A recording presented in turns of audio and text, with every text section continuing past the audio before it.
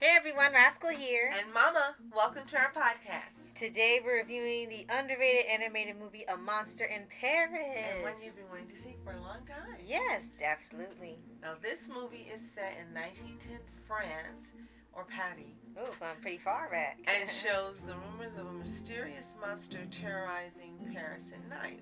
Paris at night. Right. But this monster may not be as horrifying as people think. Yes. And before we start, be sure to like, subscribe, click the notification bell to get some future podcasts and World of Paws videos. For the longest time, we saw the thumbnail on Netflix for a very long time. And then it disappeared. Yes. Years ago.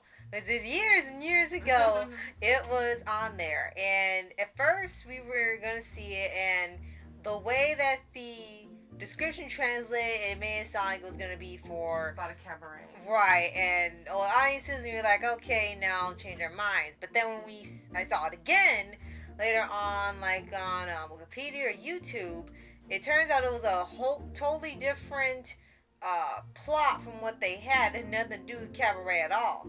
So I wanted to see it, but then couldn't find it anymore. And lo and behold, YouTube ended up having it for free on their site to watch this with some ads. And I really ended up loving it. You love so much you watch it once alone, and then once again with faith. Yes.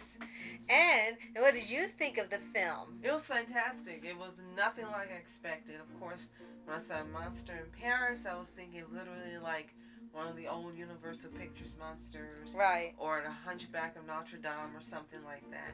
And it was totally different. Very unique. Very fun. Except for the few little dark parts in it. Right. I really enjoyed watching it. Right. And this was directed and created by Bibo Berg. I think it's Bergeron. Am I pronouncing that correctly? Bibo Bergeron. Bergeron, thank you. It's French. And he made the story, actually it was a story, and then turned into a movie. And a lot of the instances are inspired from the Phantom of the Opera book. So you can tell, especially when they have like certain musical cues and the threat of the monster and stuff and the rumors of it, you can definitely tell the influence of that, especially if you're really a huge fan of the Phantom of the Opera. And the music was really good, now that you mentioned that as well. The songs really fit the story and the animation, the action. Yeah. Not only the songs that were performed as part of the movie, but also the soundtrack. Yes, because usually we're a bit hesitant on some films that are musicals, because lately there have been musicals where sometimes they're really fun and other times they just want to make a soundtrack to sell the songs to, and you can tell there's not a lot of thought put into the lyrics and the melody or anything. It's just like, oh, let's get this out as soon as we can and get an album. But for here... Disney. Oh, and for here, there's only a few songs in here. I think there's only like maybe 4, and one of them they sing twice.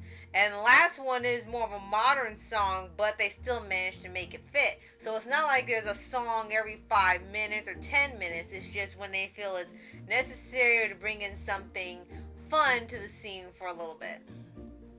Animation was beautiful, Yes. fluid, and again, fun. Yes. And I know it's animation, yes, but sometimes it's not lively, and it was really lively. Yes. Lighthearted, and just really good. Yes, absolutely. And there's a lot of pretty big voice actors in here that were French and American, and they had like 2 different dubbings, one in French and one in English, and they made sure to get some more French citizens to do the voicing, kind of like we've seen with Coleoco, Miraculous and stuff. The only one I was familiar with was Vanessa Paradis, who is one of Johnny Depp's ex-wives, and she's also a really huge star in Paris. So that was the name that stuck out to me. Right. I thought Catherine O'Hara was the one from Home Alone. Maybe her. Right. Well, she is in here. Okay, as then you that's mentioned her. it. For the characters, you have Emile, who's voiced by Jay Harrington. You have Raoul, voiced by Adam Goldberg. You have Lucille, who's voiced by Vanessa Paradis, as you said, in both French and English. You have Sean Lennon as the Flea Francoeur. And actually a Kolioko alumni, Matthew Getsky, in here playing some waiter who's got delusions. So Fun fact. yeah. You told me that. Like, really? Right. So for here, Which character did he voice? it was a waiter named. No, I mean in Kolioko. Oh, I'm sorry. Odd. Yes. Yes, the and craziest he was one. odd in here too. Right. Well, your name fit in both places. So for here, the story is taking place during this time in France where there was actually a huge flooding, which explains you have all these canals and everything. This event actually did happen. And for here, these two guys, Emile and Raoul, they run a movie theater. Well, one runs a movie theater, the other one runs his own, I don't know, a delivery business, I think, because it's kind of weird how he's got it set up. It's constantly something different every time. And they want to get more people to watch the movies. This is when, like, the start of cinema was going, and you now had talkies. And they go to meet, it's supposed to be someone named the Professor, but you never really see the Professor. Like, he shows up at the end, but there's no dialogue. You don't see his face. It's sort of just, like, not as important as the rest of the characters. And they sort of mess around in the lab, and they accidentally end up creating the flea monster, who's actually off of the professor's monkey lab assistant, and it actually came off of him, and the flea ended up growing, ended up having a singing voice. But everyone mistakes him for being a monster because the minute he shows up, they freak out, they scream, they run off.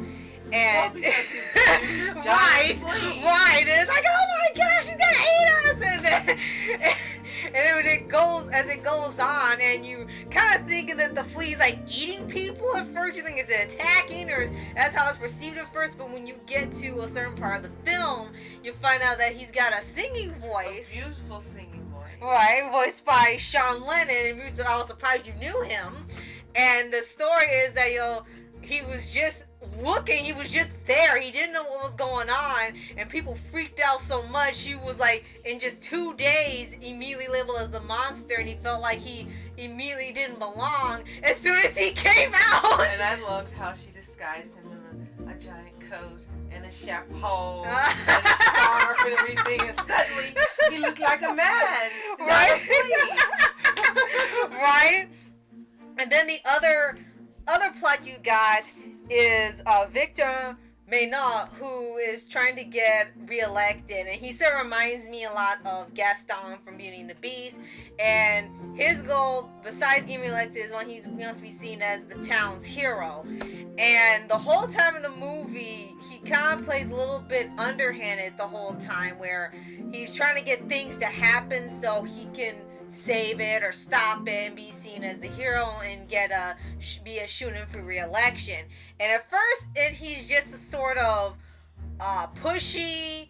He's relentless in a way, but he sort of first comes off as like he doesn't know when to quit or when to stop. He can get a little irritating to the ones who know him. But then as the film goes on, and when he's tasked with trying to hunt down the monster, even when you find out that there was nothing wrong with Franca, he still tried to take him out because he's the big monster. Yeah, so he just lost his mind. Right. He becomes a villain. Right. And that part was not the flea, but the mayor. Yes. Yeah, he becomes a villain. Right. And that part is a lot like Beauty and the Beast. And we get that it's really inspired by Phantom of the Opera, and a similar thing happened. But Beauty and the Beast had this thing where, Gaston was relentless in hunting the beast, even though he did like nothing. It was just based off rumors. Same thing happened here. Even seeing that, he really didn't hurt anybody. He was trying to escape, and he was helping others. He's still trying to take him out. And it got to a point where even the people that were working with him didn't want to work with him anymore because he was so stark raving mad. It's like, you need to calm down. But happily, there's a happy ending. Yes. As you said, with the song being sung a second time for the ending, and love wins. Yes. And I definitely need got that art. Oh yes, gotta admit this part. A lot of people who had seen the movie for the first time, they kind of thought I was gonna go the route of Beauty and the Beast or B movie or something. Right. Really? And yes, everyone kind of thought, oh gosh, she's gonna fall for the flea. But actually, that did not happen this time. Very surprisingly, no, she really did see him as a friend and cared for him. It was very surprising to go there because we're kind of used to it many times they've done it. And some kind of didn't want that to happen. It's like, well, go figure. But it was actually a nice change of pace. This movie does a lot of things differently with the monster that's not really a monster trope. I thought it was going to be some human turned into a monster. They didn't do that either. Really happy ending. It didn't have to get graphic or gory or really intense for it to be interesting. I'm really glad that it stayed a really nice film, a really pleasant film to listen to look at, the beautiful animation. And I see it with a lot of the ending credits too, really fun. Right, seeing the concept art, the storyboard and stuff in the background, the credits roll was a really nice touch. And I've also seen another French movie called Moon Guardian of the Moon. I really like seeing some of these underrated French films. We just kind of end up finding them, and it's like, wow, no one really talks about them. They have their own little fan base that's outside of, animated series and things that people know. The films seem to be not as well known. So I'm really glad that I got to see it. I got to share it with you too. Yes, and I really enjoyed it, and it's fun also to see how other French movies and cinema inspire them when they make animated movies. Right. As you said, we've seen more than one, and each time you see that there's some other French work that has inspired them to create what they've created. Right. So that's a fun touch as well. Right. So if any of you have seen A Monster in Paris or A Monster in Paris, let us know what you think in the comments below. If you haven't, as we mentioned, it's available on YouTube to watch for free. Give it a watch, come back, say thank you, and let us know how much you enjoy it. Right. And if you haven't already, subscribe for updates and weekly videos on your favorite anime series, animated shows, and all things animation. Absolutely. So, thank you so much for watching. I'm Mask Entertainment. And I'm Mom Entertainment. Have a fantastic day. Peace.